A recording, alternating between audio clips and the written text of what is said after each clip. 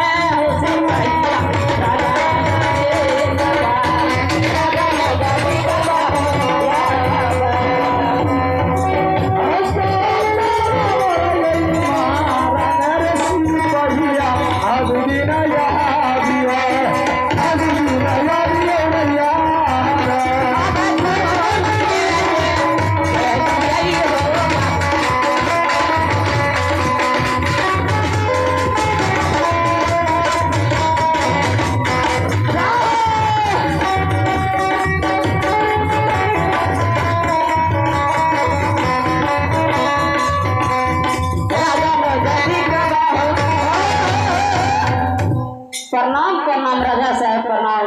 खुश मंत्री। हाँ राजा जी मंत्री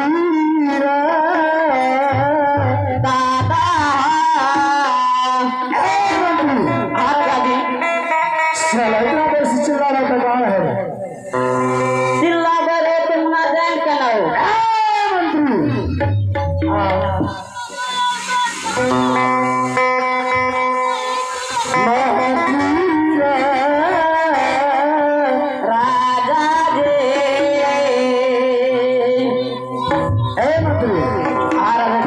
सबसे पहले सिंहासन लगाओ। सिंहासन लगेगा।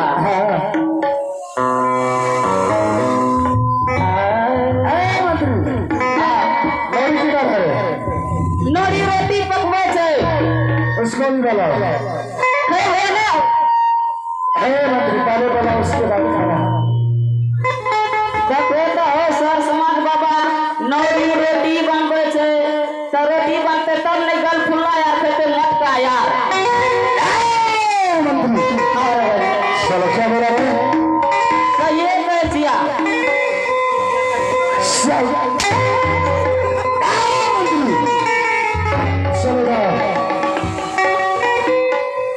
राजा जी मारे से तो बहुत मन लागे छे ना।